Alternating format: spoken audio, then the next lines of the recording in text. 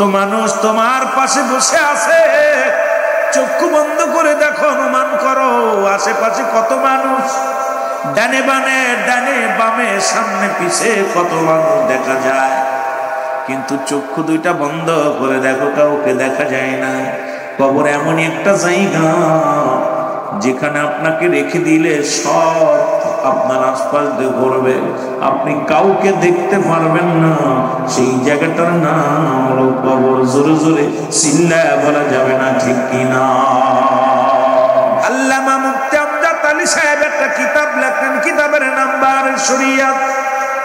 এই কিতাবের মধ্যে লিখতে যাইয়া ওই ব্যক্তি বললেন, দুনিয়ার মানুষ শোনো, মানুষ যখন ইন্তেকাল করে সাধারণত মৃত্যুবরণ করে, 70টা তাজা উটের গায়ের চামড়া জবাই না করিয়া উল্টো দিকে টান দিয়া লবণ আর মরিচ লাগায় দিলে যতটুকু যন্ত্রণা হয়, এর চাইতে 70 গুণ যন্ত্রণা হলো একটা সাধারণ মৃত্যু।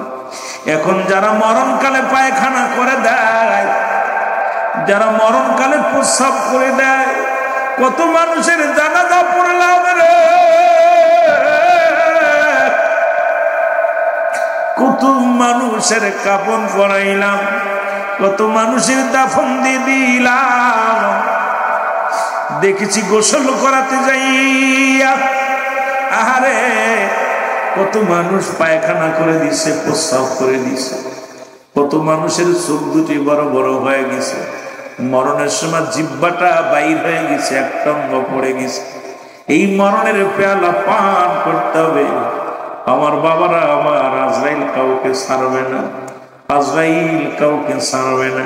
কত রাজা, কত এমপি, কত মন্ত্রী দুনিয়ার মধ্যে কতই না দাপট দেখাইল, কতই না সম্পদের বাহাদুরি করলো, কত মন্ত্রী অবৈধভাবে সম্পদ করলো, কত এমপি অবৈধভাবে সম্পদ করলো, কত চাকরিজীবী বাদান ঘুষ খাইয়া বাড়ি গাড়ি করলো, কত মুসলমান সরকারি চাকরিজীবীরা বেতন পায় 10,000 50,000, মাসে সুদ খায় 2-4 লক্ষ টাকা সুদ খায়। এই সুদখোরেরা কোথায়? আজকে সবাই চলে যেতে হবে রে মুসলমান। আল্লাহ কয়, বান্দা পৃথিবীর সব কিছু চূর্ণ বিচ্ছিন্ন করে দিব।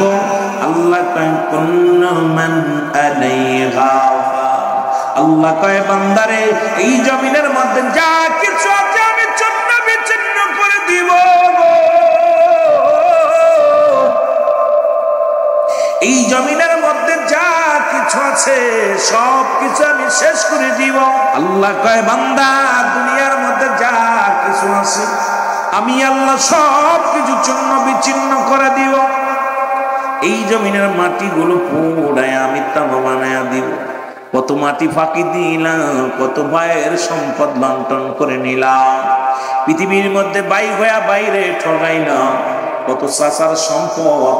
গতকালকে দেখলাম আপনাদের এই মুসলমান কোথায় মুসলমান শুনে নাও, রংপুরের জমিনে, গাইবান্ধার জমিনে দাদিকে হত্যা করেছে মাত্র 4 ভরি স্বর্ণের জন্যের মুসলমান। আরে মুসলমান যখন দাম শুনেছে স্বর্ণের ভরি 2 লক্ষ টাকা, নাতনি দাদিকে হত্যা করে পালাইল অন্য নাগরের হাত ধরে। আজকে দুনিয়ার মধ্যে কত ভাই ভাইকে ঠগায় চলে যায়, কত বোন বোনকে ঠগায়, কত ভাই ভাইকে ঠগায়। এই জমিনটা আল্লাহ কয়, বান্দা জমিনটা আমি চূর্ণ বিচ্ছিন্ন করে দিব। এই জমিনটা আমি পুরা তামা বানায়া দিব রে। এই জমিনের মধ্যে যত পানি আছে সমস্ত পানিগুলো আমি আল্লাহ ধোয়া ছাই বানায়া দিব। যেদিন কিচ্ছু বলতে কিচ্ছু থাকবে না, সেদিন থাকবো শুধু আমি আল্লাহ। গোলামি করবো কার? একটু জোরে বলা যাবে না? দাসত্ব করবো কার? হুকুম মানবো কার? জোরে বলেন কার? আপনার আমার আইনদাতাকে, আমার আপনার বিচারদাতাকে। তুমি আল্লাহ কয়, বান্দা সব কিছু চূর্ণ বিচ্ছিন্ন করে দিব। যেদিন কিচ্ছু থাকবে না সেদিন থাকবো শুধু আমি আল্লাহ। আমি থাকবো আমার রাসূলুল্লাহর ভালোবাসা নিয়ে, আমরাও থাকতে চাই আমার নবীর ভালোবাসা নিয়ে। জোরে বলেন ঠিক কিনা? ও আশিকরা, আলেম ওলামা, গভীর মনোযোগ। নবী কামার উম্মতিরা হন আমি নবী দুনিয়ার মধ্যে আগমন করলাম, আমার উম্মতের সঙ্গে কথাবার্তা বললাম, উম্মতের সঙ্গে চলাফেরা করলাম, আমার উম্মতের জীবনটা বড় ধন্য। ও মুসলমান শুনে নাও, আজকে রসুলকে কেউ কয় আমাদের বড় ভাই, রসুলকে কেউ কয় নবী আমগার মতো মানুষ। এরে মুসলমান, নবীর ভালোবাসা নিয়ে থাকবে। আল্লাহ হাবিব কয়, আমার নবী ডাক দে কয় হায়াতি খায়রুল লাকুম ওয়াফাতি খায়রুল লাকুম, আমার নবী কয় আমার ওফাতটা আমার উম্মতের জন্য কল্যাণ স্বরূপ, ও মামায়াতি খায়রুল লাকুম। নবী কয় আমার উম্মতিরা শোন, পৃথিবীর মধ্যে শোন, পৃথিবীর মধ্যে যদি কোনো উম্মত পৃথিবীর মধ্যে কোনো ভালো কর্ম করে, আমি নবীর সঙ্গে সঙ্গে রব্বে কারীমের দরবারে মুসলমান শোনো গো, আমি নবী আমার আল্লাহর দরবারে প্রশংসা করি আমার উম্মতের হইয়া।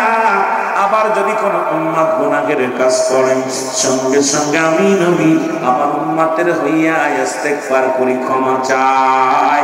এই নবী আল্লাহর নবীর গোলামি করতে চাই কি চাই না? এই দুনিয়ার মুসলমান গভীর মনোযোগ। আমি এই জন্য মাঝে মাঝে বলি, কার জন্য তুমি সম্পদ করলা রে?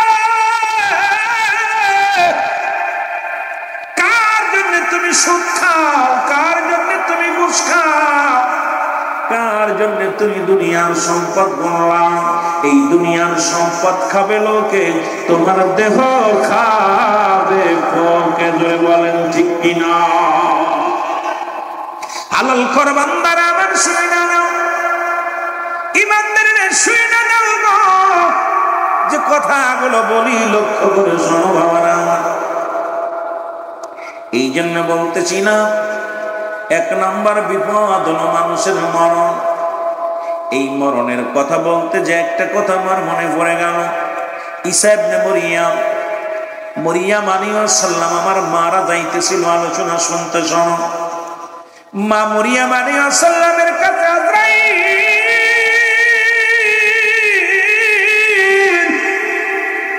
আজরাইল আগমন করে সালাম দেয়, আসসালামু আলাইকুম মরিয়াম। মরিয়াম ওয়ালাইকুম আসসালাম। কে গো তুমি? তোমারে তো চিনলাম না। এরে আজরাইল ডাকতে বলে, মরিয়াম একমাত্র ইমানদারের রূহটা বাইর করার জন্য জমিনের মধ্যে আমি আসি। পৃথিবীর মধ্যে বেঈমানদের রূহটা বাইর করে আমি এমন ভাবে উপর থেকে চিৎকার মারি, আমি এত বড় দানব, এই পৃথিবীর মধ্যে থাকে আমার পা মাথা থাকে আসমানে। সারা পৃথিবীর পানিগুলো, তাম পৃথিবীর পানিগুলো আমি আজরাইলের মাথার উপরে যদি দেওয়া হয়, এক ফোঁটা পানি জমিনের মধ্যে গড়ে ভরবে না। আমি এত বড় দানব, জোরে জোরে চিল্লা বলা যাবে না। আল্লাহু আকবার। মরিয়ম আলাইহিস সালাম ডাকতে বলে, আজরাইল কি সমাচার? কিসের জন্য তুমি আমার কাছে আসছো? আজরাইল কয়, মরিয়ম রে, রব্বুল আলামিন আমারে পাঠাইছে। রব্বুল আলামিন আমাকে পাঠাইছে আপনার রূহটা নিয়ে যাওয়ার জন্য। আর বেশি সময় না, এখন বিদায় নিতে হবে। মা মরিয়ম ডাকতে বলে, আজরাইল রে, একটু সময় দাও আমারে, কারণ আমার আদরের দুলাল, আমার একমাত্র কলিজার টুকরা সন্তান আমার ঈসা আলাইহিস সালাম আমার জন্য ফল আনতে গেছে। একটু সময় দাও আমারে। আমার কলিজার টুকরা সন্তান যখন আসবে, তখন তাকে আমি দুইটা কথা বলার সুযোগ আমারে করে দাও। আজরাইল কয়, মরিয়ম মরিয়ম, তুমি মৃত্যুকে এত ভয় পাও কেন? মালাকুল মউতকে কেন এত ভয় পাও? আমি তোমাকে সময় দিতে পারবো না। মরিয়ম আজরাইলে, আমি ভয় পাই না, মালাকুল মউত তোমাকে ভয় পায় না, কারণ মরণের পেয়ালা পান করতে হবে। আমার রব্বি কারীমের নৈকট্য লাভের জন্য মরণ আমার দরকার, মরণ আমার হতেই হবে। তবে একটু সময় দে রে আমার কলিজার টুকরা সন্তান,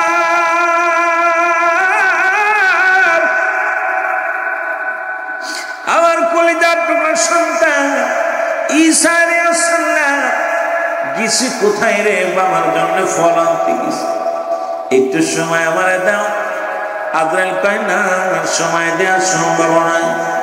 মরিয়াম কয় তালের রুটা বাইর করো। সঙ্গে সঙ্গে মরিয়াম আলাইহিস সালামের মৃত্যু হয়ে গেল। ঈসা আলাইহিস সালাম ঘরে ফিরলেন, এসে দেখে জনম দুঃখিনী মা ঘরের মধ্যে পড়ে আছে। মাকে ডাকতে বলে, মা, মা তো জন্মের ঘুম ঘুমাইসার উঠবে না। যা দেখে মা চিরতরে বিদায় হয়ে গেছে। ডাকতে বলে, রব্বি কারীম,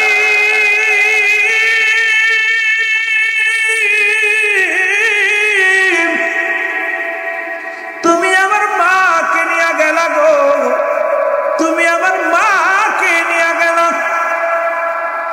আল্লাহ, আমি কারিমা বলে ডাকবো, কে আমারে আদর করবে, কে আমারে বুঝ দিবে, কে মাথায় হাত বুলাবে? আমার মাকে তুমি নিয়ে গেলে রব্বি কারীম। তবে একটা আপনার কাছে একটা দাবি, আমার মা জননীর কাছে আমি জানতে চাই, যেহেতু আমি একজন নবী, আমার মা ছিল নবীর মা, সুতরাং জানতে চাই আজরাইল আলাইহিস সালাম আমার মায়ের লগে কি রূপ ব্যবহার করেছেন। জোরে জোরে চিল্লায় বলা যাবে না আল্লাহু আকবার। আজরাইল ডাকতে বলে, আসসালামু আলাইকুম নবী সাহেব, আপনি আমাকে তলব করেছেন, আপনার কদমে আমি হাজির। আল্লাহ নবী ঈসা ডাকতে কয়, আজরাইল আগে বলো তুমি আমার মার সঙ্গে কি রূপ ব্যবহার করেছো, আগে জানতে চাই। এবার মা জিন্দা হলো।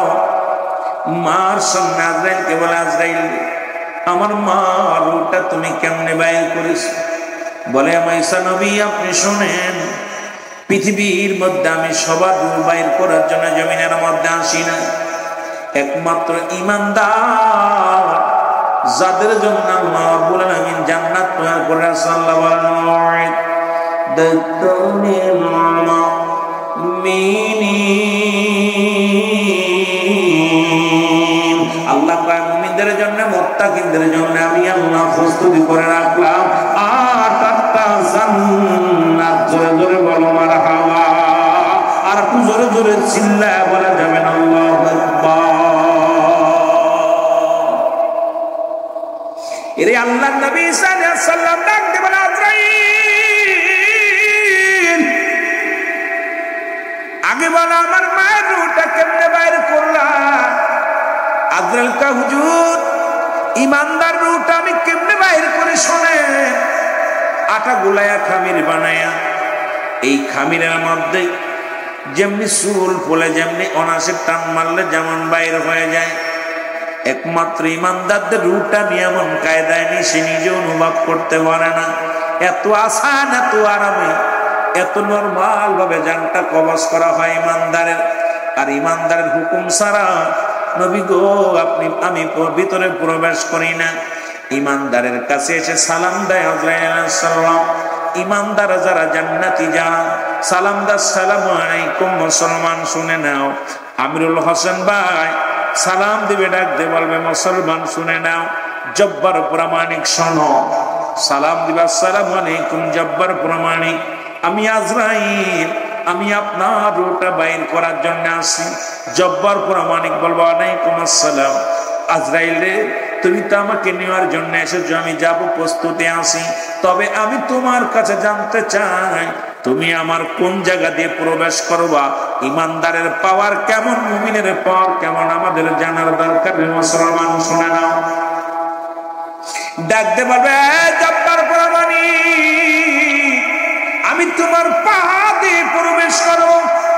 পা বলবে, আজরাইল দাঁড়াও, আমার পা দিয়ে কোনোদিন আমি গানের প্যান্ডেলে যাই নাই, আমার এই পা দিয়ে কোনোদিন মদের প্যান্ডেলে যাই নাই, আমার এই পা দিয়ে কোনোদিন আমি সিনেমার হলের দিকে যাই নাই, আমার এই পা দিয়ে কোনোদিন পতিতালার দিকে যাই নাই। আমার পা দিয়া হেঁটে হেঁটে যখন মসজিদে মুয়াজ্জিন সেবা জান দিত, আমি স্বামীর সংসারে যতদিন ছিলাম স্বামীর কাজগুলো করতাম, আর পাগলের মতো আজান বলে আমি নামাজে দৌড়াইয়া যাইতাম। আমি ওই মসজিদে হেঁটে হেঁটে নামাজে যাইতাম। কোরআন হাদিসের আলোচনা যেখানে হতো শুনলে আমি হেঁটে হেঁটে সেই ময়দানে যাইতাম। আমার পাতে তোমার ঢুকতে দিতে পারি না। এই ইমানদারেরা শোনো গো, আমার বাবারা, আমার দিলের কান্না লাগা শোনো। ডাকতে বলবে আজরাইল, ও জব্বার কুরবানি, তাহলে তোমার হাত দিয়ে ঢুকবো। হাত বলবে জব্বার প্রমাণিক, ডাকতে বলবে মুসলমান, হাত বলবে আজরাইল দাঁড়াও। আমার এই হাত দিয়ে কোনোদিন আমি মদের প্যান্ডেলের টাকা দিই নাই, আমার এই হাত দিয়ে কোনোদিন কাউকে আঘাত করি নাই, আমার এই হাত দিয়ে কোনোদিন বিড়ি সিগারেট ধরি নাই, আমার এই হাত দিয়ে কোনোদিন আমি পেন্সিল ধরি নাই, আমার এই হাত দুনিয়ার মধ্যে কোনোদিন অন্যায় কাজে আমি লিপ্ত হই নাই, আমার এই হাত দিয়ে আল্লাহর ঘরে দান করেছি, আমার এই হাত দিয়ে সত্যের আহ্বান করেছি, সুতরাং আমার হাত দিয়ে দিনের কাজ করেছি। এই হাতটা দিয়ে তোমার ঢুকতে দিতে পারি না। চলে যাবে বলবে আজরাইল, বলবে আমি এখন তাহলে যাবো আপনার চোখ দিয়ে।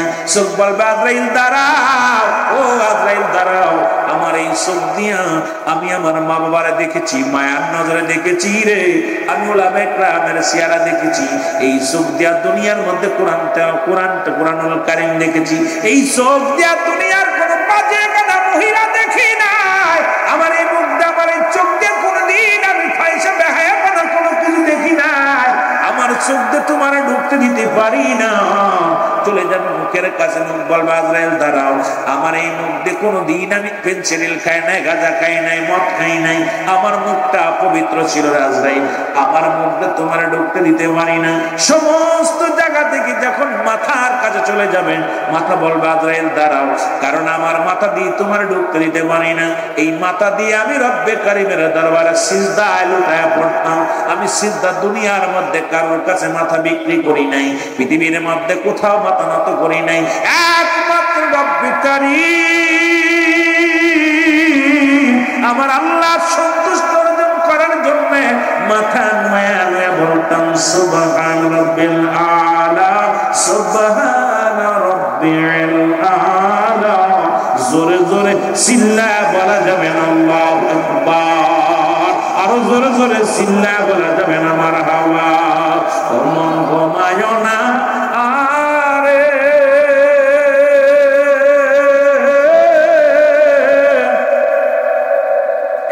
নাম জপ মওলা, একদিন ঘুমাইবি রে মন, কবর মা সার মন, ঘুমায় না রে মন, ঘুমায় না আরে,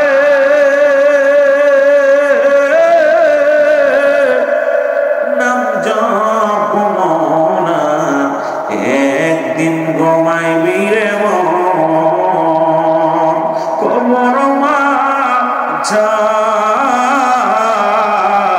মন, ঘুমায় না রে।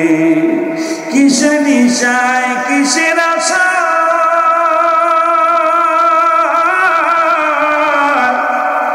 দিন কাটাইলি ঘুরা খাইরা রে,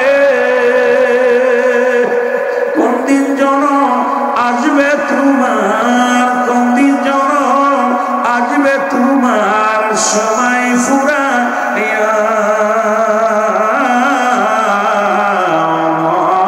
ঘুমায় না রে, বলো মন ঘুমায় না রে,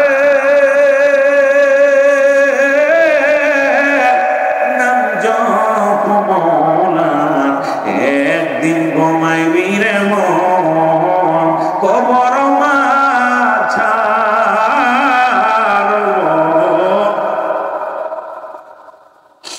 আপন কাপড় খুলে দিবে,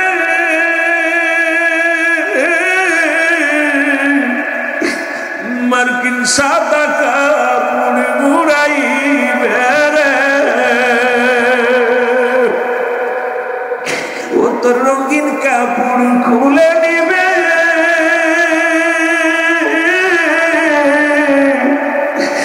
মার্কিন সাদা কাপড় ঘুরাইবে, কেউ রাখবে না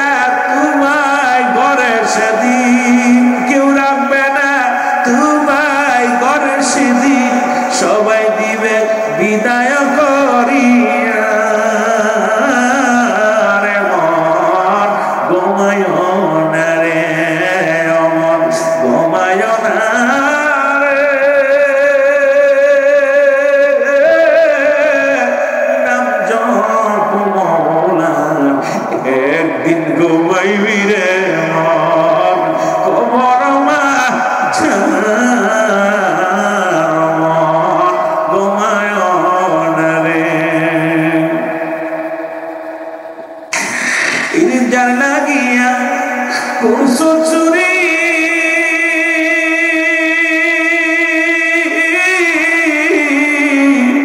কেউ পাবে না বন্ধু সেদিন আমল করো বেঁচে থাকতে তুমি আমল করো বেঁচে থাকতে করো সাধনা রে মন ঘুমায় না রে অমন ঘুমায় না রে নাম জপ মওলানা একদিন ঘুমাইবি রে মন কবর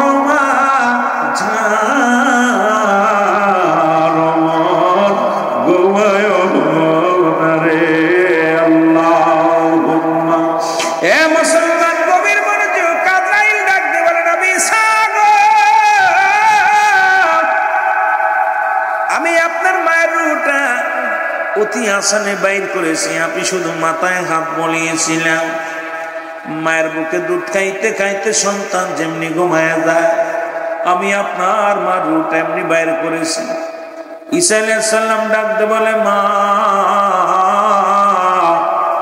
ও আমার মা আমি জানতে চাই গো মা আপনার লগে আজরাইল কি রূপ ব্যবহার করেছে গো মা ঈসা নবীর মা ডাক দে কাজ নাও আমার বেটা শোন ওরে পৃথিবীর মধ্যে তোরে জন্ম দিতে যত কষ্ট অনুভব করতে পেরেছিলাম রে বাবা তোরে জন্ম দিতে যায় যত কষ্ট হয়েছে তার চাইতে কত গুণ কত কষ্ট যে কত বেশি হয়েছে রে বাবা তোরে আমি বুঝাইতে পারবো না আমার মন বলল আমি মরিয়ামের গায়ের চামড়াটা যেন টেনে কে যেন হিসড়ে ছিঁড়ে নিয়ে গেছে আমার গায়ের মধ্যে যেন কেমন ঝালমরিচ লাগায় দিছে আমি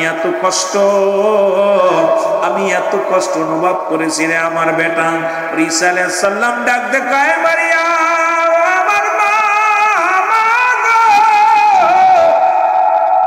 আজরাইল বলল আপনার মৃত্যুটা সবচাইতে সব মৃত্যু হয়েছে এই মৃত্যু যদি এত সহজ এত কঠিন হয় যারা মৃত্যুকালে পায়খানা করে দেয় যারা মৃত্যুকালে প্রস্রাব করে দেয় ওরে মুসলমান কত মানুষ আগে বললাম এই জায়গা কত মানুষের জানাজা হয় আজকে কত মানুষের জানাজা মসজিদ মাঠে হয় এখানে হয় জানাজার নামাজ আদায় করা হয় কত মানুষের বিদায় করে দেওয়া হয় গো আরে কখন যেন কে পৃথিবীর মধ্যে মারা যাবে ঈসা আলাইহিস সালাম যাইতেছিল কবরের পাশ দিয়ে মুসলমান হঠাৎ করে কবর থেকে এক লোক উত্তোলন করলেন জাগতে বলে আয় বাবা তুমি কতদিন কবরে শুয়ে আছো আমি 50,000 বছর বা 500 বছর কবরে শুয়ে আছি কয় তুমি কবরের মধ্যে জান্নাতি না জাহান্নামী কয় রব্বুল আলামিন 8টা জান্নাতের নিয়ামত আমারে দান করেছে আমি ইন্তেকালের পরে থেকে জান্নাতের ঘিরান জান্নাতের নিয়ামত গুলো ভোগ করি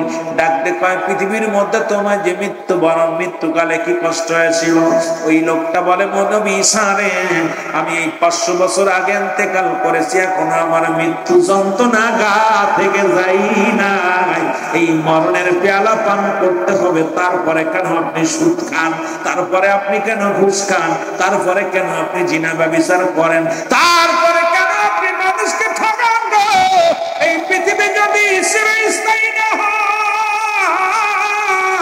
এই ক্ষণস্থায়ী পৃথিবীর জন্য কতই না দুই নাম্বারি করলাম কতই না দুনিয়ার মধ্যে রং তামাশা করলাম কতই না রং তামাশার মধ্যে মেজরাইলাম আমি আপনাদের অনুরোধ করে যাব যেহেতু দুনিয়া আপনার নয় এই নিষ্ঠুর পৃথিবী শুধু ভোগ করতে জানে ছাড়তে জানে না পচা গলা গাঁজা কর মদ করে নারী করে যে আছে সবাইকে ভোগ করবে নিষ্ঠুর পৃথিবী এই নিষ্ঠুর পৃথিবীর কাউকে ছাড়বে না ভালোটাকে ছাড়বে না, মন্দটাকেও ছাড়বে না।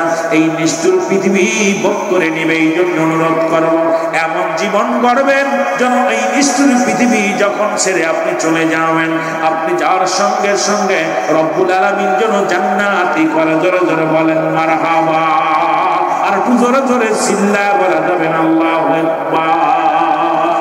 ওরে আজ না হয় কাল তুমি যাইবা কবরে, আজ না হয়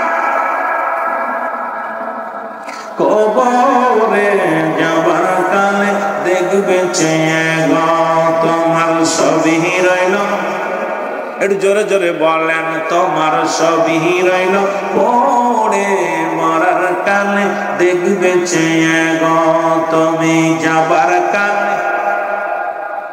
তোমার দাদাই গেছে, বাবাই গেছে, কেউ আসলো না ফিরে। দাদাই গেছে, বাবাই গেছে, কেউ আসলো না ফিরে। তোমার তো যাইতে হবে রে বাইরে, তোমার তো যাইতে হবে রে। এ দুনিয়ার মুসলমানে মরণের ভয় তাদের অন্তরে, এই মরণকে নিয়েও এখন টিকটক করা শুরু করেছে। মরা মানুষের সেলফি তুলিয়া ফেসবুকে দিয়া শুরু করেছে। দাদা মরা মানুষের, মরা দাদা দাড়ি ধরে সেলফি তোলা শুরু করেছে। কবরে নামাইয়া সেলফি তোলা শুরু করেছে মুসলমান। এই কবরের চিন্তা যদি একবার অন্তরের ভিতর আসতো, আপনার আমার আসতো মুসলমান, জীবনে কোনোদিন আপনি অন্যায় কাজে পা বানাইতেন না। ওরে এক নাম্বার বিপদ হলো মানুষের মরণ, দুই নাম্বার বিপদ হলো কবর। এই কবর বলতে বোঝায় মানুষের মৃত্যুর পর থেকে শুরু করে কিয়ামত পর্যন্ত জগৎটাকে বলা হয় কবরের জগৎ। ধরে বলেন ঠিক কিনা? আজকে যারা আগুনে পুরাইয়া চিন্তা করে, মুহূর্তে আমার হিন্দু বাবারা আগুনে পুরাইয়া দিলে আর মনে হয় রব্বে কারীম আমার আর পাইব না। কবর বলতে বোঝায় মানুষের মরণের পর থেকে শুরু করে কিয়ামত পর্যন্ত বলা হয় জগৎটাকে বলা হয় কবর। এই কবরে একটা রাত কেমনে থাকবেন একবার চিন্তা করে দেখেন। একটা ঘন্টা আপনি কেমনে থাকবেন, একটা মিনিট আপনি কবরের ভিতরে কেমনে থাকবেন একবার চিন্তা করে দেখেন। আমার ভাইয়েরা, আমার বন্ধুরা, আমার একবার ভাবেন, বসিয়া বসিয়া চিন্তা করেন গো। আজকে রাত্রে বার হইতে পারতেন না, রাত্রে বেলা ভয় পাতেন, দিনের বেলাও ভয় পাতেন। এমন একটা জায়গা ধরে রাখবে যেখানে কোনো আলো নাই, যেখানে কোনো বাতাস নাই, যেখানে কোনো বন্ধ নাই, যেখানে কোনো বান্ধব নাই। সেই কবর জগৎটা আপনার জন্য আমার জন্য আরো ভয়ানক। এই কবরের বাইরে কেঁদেছে সেরে খুদা হযরত আলী রাদিয়াল্লাহু তাআলা ভুগো। একদিন হযরত আলী রাদিয়াল্লাহু তাআলা রাস্তা দিয়ে রওনা হয়ে গেলেন। পথির মধ্যে একটা যুবকের বালক ছেলের সঙ্গে দেখা হলো। এই বালকের হাতে তেলের বোতল ছিল। ওই বালকের গায়ে ধাক্কা লেগে হযরত আলীর সঙ্গে ধাক্কা খেয়ে তেলটা পড়ে গেল। বালক ডাকতে বলে, আলী ডাকতে বলে, কে গো তুমি আমার তেলটা ফেলাইয়া দিলা? এটা আমার মায়ের আমানত, তুমি ফেলাইয়া দিলা। ডাকতে বলে, বালক রে তুমি আমার শোনো না, আমি হইলাম সেরা খোদা হযরত আলী রাদিয়াল্লাহু তাআলা, যার ভয়ে মাস্টার ইবলিস ঢুকতে পারে না রাস্তা দিয়া, যার ভয়ে মুসলমান শুনে নাও, যার ভয়ে থরথর করে কাঁপে এলাকার মানুষগণ। আমি আমি আমি আলী, শুনে নাও, আমি আলী। ডাকতে বলে বালক, ডাকতে বলে, আলী রে তুমি যে কেউ যে কোনো মস্তান হও না, যাই হও না কেন, আমি আমার তেলটা চাই। হযরত আলী কি করলেন? বালকের কথার উত্তর দিলেন না। মাটিগুলো ধরে একটা জোরে একটা কি মারলেন, মুসলমান একটা টিভি মারলেন, সমস্ত তেল মাটিতে ছেড়ে দিলেন। বালক তেলটা পায় বড় খুশি হয়ে গেল। বালকটা তেল নিয়ে রওনা দেয়। এবার বালকটা খুশি হয়ে রওনা দিছেন, পিছন থেকে মাটি ডাক দে আলী, ডাক দে বলে, আলী একবার নয়, দুবার নয়, তিনবার ডাক দে বলে, আলী ও আলী।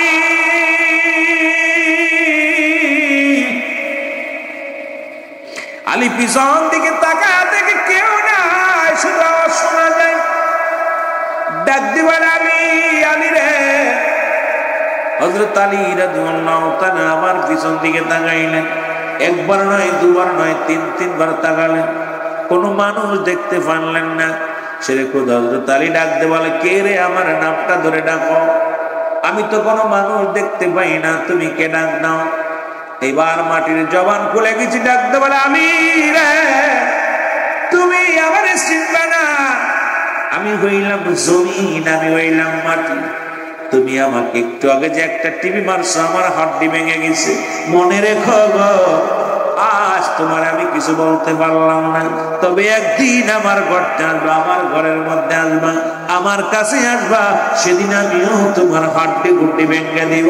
জোরে জোরে চিল্লায়া বলা যাবে না আল্লাহু আকবার। হযরত আলী কাঁদতে কাঁদতে রওনা হয়ে গেলেন।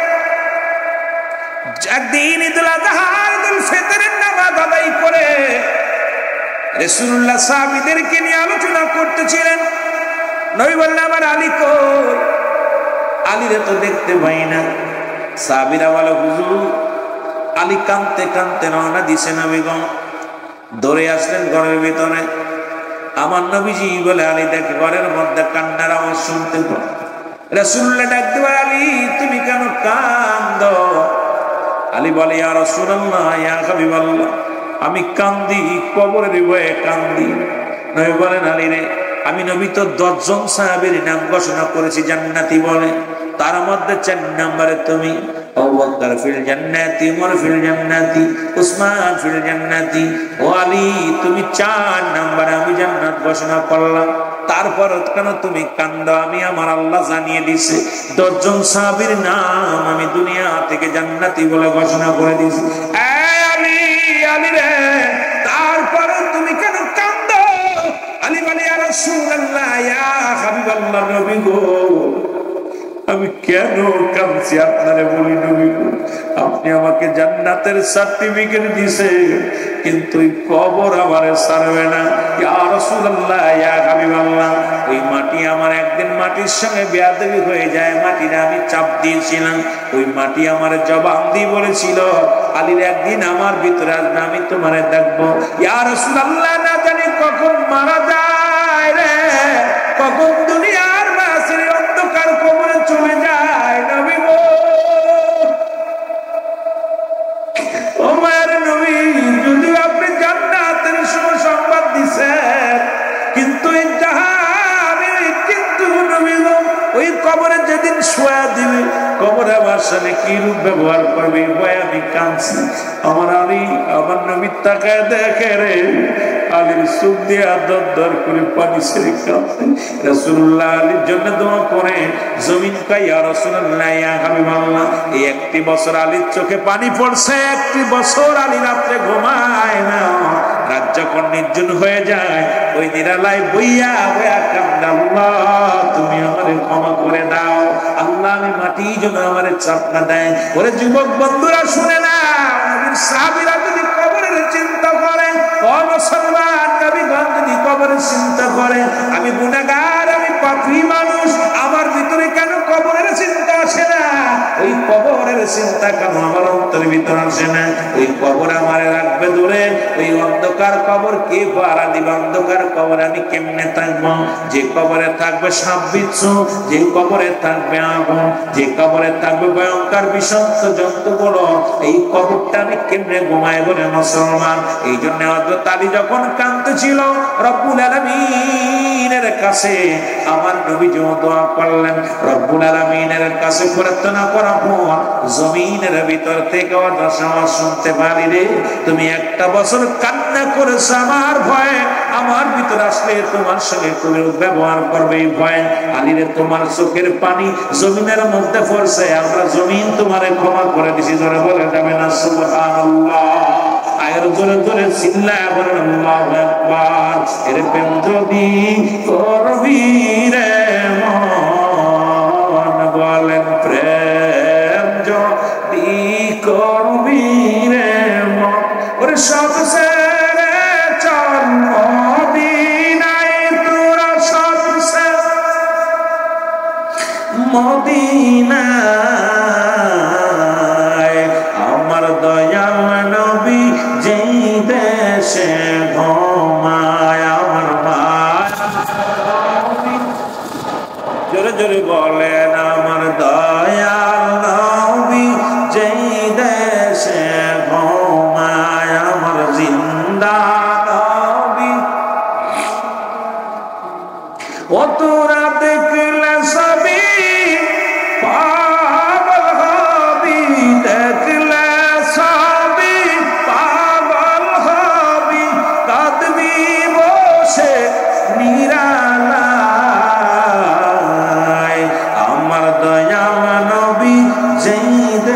দেশে ঘুমায় আমার মায়ার নবী। একটু জোরে জোরে বলেন আমার দয়াল নবী যেই দেশে ঘুমায় রে প্রেম যদি করবি রে মন, বলেন প্রেম ওরে সব সেরে চল মদিনায়, তোরা সব সেরে চল মদিনায়,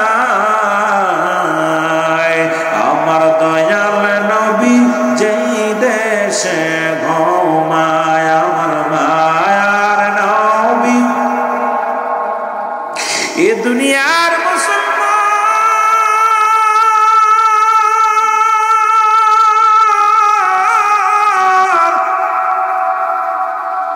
এই কবরে যেদিন রেখে দিবে রে, সর্বপ্রথম কবরে একজন ফেরেশতা আসবে, নাম তার নোমান ফেরেশতা। জোরে বলা যাবে না আল্লাহু আকবার।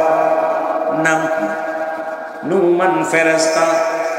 আমরা মনে করি কবরে শোয়াইলে মনকার নেকির ফেরেশতাই বলে মুসলমান, মনকার নেকির আসার আগে একজন ফেরেশতা আসবে, তার নাম হলো নোমান ফেরেশতা। এই নোমান ফেরেশতা ডাক দিয়ে বলবে মুসলমান, ডাক দিয়ে উঠাইবে, বলে বান্দা ওঠো। বান্দা উঠবে রে বাবা, উঠিয়া এবার উঠাইবে যেমন স্বপ্নের মধ্যে দেখবেন পুলিশে দাবড় দেয়। মুসলমান আমরা কি করি? চোরে দাবড় দেয়, ডাকাতি দাবড় দেয়, সন্ত্রাসী দাবড় দেয়। কবর জগৎটা কিন্তু এইভাবে হবে রে মুসলমান, শুনে নাও। আর কবরে কোনো সকাল আর বিকেল নাই, সকাল আর রাত আর দুপুর নাই। কবর হলো শুরু, হলো কিয়ামত পর্যন্ত শেষ। এই দিন পর্যন্ত আপনাকে কবর জগতে থাকতে হবে রে বাবারা আমার। এবার নোমান ফেরেশতা ডাক দিয়ে মুসলমান, দু হাত এক হাতের মধ্যে দুখানা কাগজ থাকবে। এই কাগজের মধ্যে এক হাতে এক কাগজেরই থাকবে নেকামল, আর একটা কাগজের থাকবে বদামল। ডাক দিয়ে বলবে জব্বার মিয়া ওঠো। আব্দুল জব্বার সাহেব উঠে দাঁড়াইবে। মুসলমান শুনে নাও। এবারে ডাক দিয়ে বলবে আমার বাবারা, ইউসুফ সাহেব ওঠো। ডাক দিয়ে রুহুল আমিন সাহেব ওঠো, মৌলানা সাদিক সাহেব ওঠো, মুসলমান আমিরুল ইসলাম ওঠো। এইরকম নাম ধরে ডাক দিবে না মুসলমান। উঠে বলো, উঠবে উঠানো অপর হাতের ভিতরে কাগজটা দিবে, দিয়া দেখবে কাগজটার মধ্যে দুনিয়ার কত রাকাত নামাজ পড়েছে, কত ভালো কাজ করেছে, দুনিয়ার জিন্দেগিতে কোথায় দান ধ্যান করেছে, কোথায় ভালো মন্দ কাজ করেছে। দেখা বান্দা বলো আনন্দিত হয়ে যাবে। ডাকতে বলে বান্দা লেখো।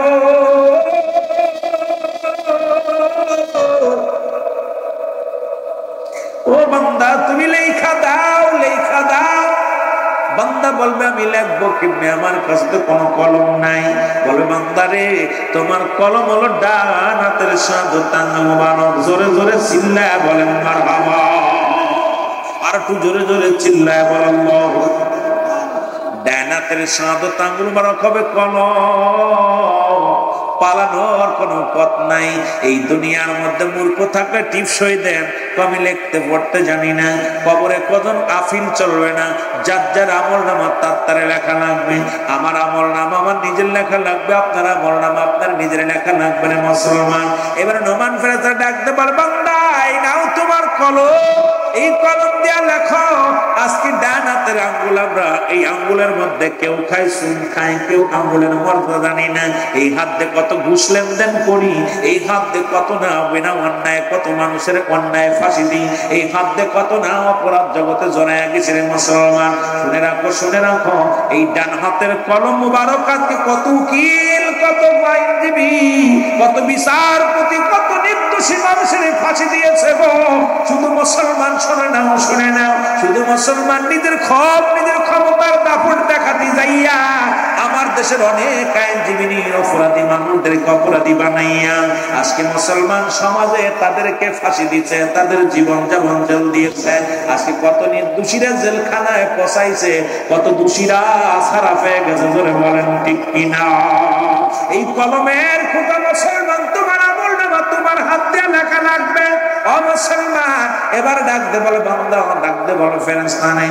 আমি তো কলম পাইলাম, কলমে কালি নাই, আমি কালি পাবো কই? কালি তো আমার নাই।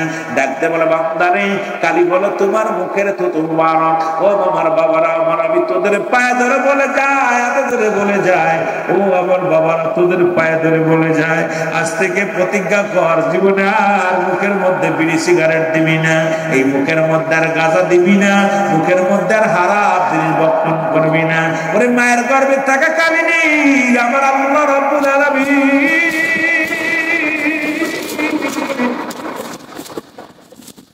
রব্বুল আলামিন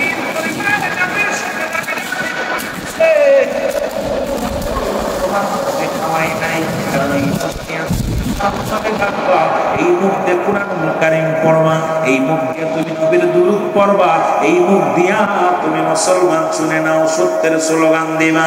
এই মুখটা দিয়া আল্লাহ রাব্বুল আলামিন তোমাকে হারাম জিনিস ভক্ষণ করার নাই, নাপাক পানি খাওয়ার নাই, দুনিয়ার মধ্যে কুরক্ত খাওয়ার নাই। এই মুখটার রব্বুল আলামিন পবিত্র রাখছেন। অনুরোধ করে যে আপনাদের কাছে আজ থেকে প্রতিজ্ঞা করবা, যা এই মুখটার মধ্যে আর বিড়ি টান দিস না, গাঁজার টান দিস না, এই মুখটার মধ্যে আর ইয়াবা লাগাস না, এই মুখ দিয়ে ফাইসা কথা বলিস না, মুখ দিয়ে খারাপ কথা বলিস না, মুখ দিয়ে কারোর গালি দিস না। এই মুখটারে পবিত্র রাখার দরকার আছে কি না? ও যুবক, দিলের কান্ডা লাগা শোনে না। এই জন্য আমি আপনাদেরকে যুবক ভাইয়াদের বলে যাই, শুরু থেকে আমাকে একটা সাবজেক্ট দিয়েছে আমার ভাই, ওদিকে আমি আলোচনায় যাব। যাওয়ার আগে কিছু কথা আমি আপনাদেরকে বলে যাব। আজকে সমাজ, আজকে জাতি নষ্টের মূল কারণ হলো আমরা গুণাগুণ দেখি না। পৃথিবীর মধ্যে আজকে রূপ দেখিয়া পাগল হয়ে যায়। এর জন্য চারিদিকে পাপ, চারিদিকে অন্যায়ের মুসলমান। যে কথা বলতেছিলাম, এত কবিরা গুনাহগুলো মাফের দরকার আছে কিনা? জোরে বলেন আছে কিনা? আল্লামা কুরবি রাহমাতুল্লাহ বয়ান করে, দুনিয়ার মানুষ শোনো, ওরে যদি কোন বান্দা আসমান থেকে জমিন পর্যন্ত খালি জায়গা গুনাহ করতে করতে পরিপূর্ণ করে ফেলেছে, বান্দা যখন কবরের ভয়ে, জাহান্নামের ভয়ে, বান্দা যখন চোখের পানিগুলো ফেলে খাস্তওবা করবে, কারণ কিয়ামত পর্যন্ত আর নবীদের দরজা বন্ধ হয়ে গেছে, নবীরা আসবে না। কিয়ামত পর্যন্ত তওবার দরজা খোলা। ও মুসলমান শুনে নাও, বান্দা যখন জাহান্নামের কথা, কবরের কথা চিন্তা করে খাস্তওবা করবে, সঙ্গে সঙ্গে জীবনের গুনাহগুলো আল্লাহ মাফ করে দিবে। জোরে বলেন মারহাবা। আমি পাপী অপরাধী মনা তোমার দয়া সাই, বলেন আমি পাপী অপরাধী মনা তোমার দয়া। এ দুনিয়ার মুসলমান,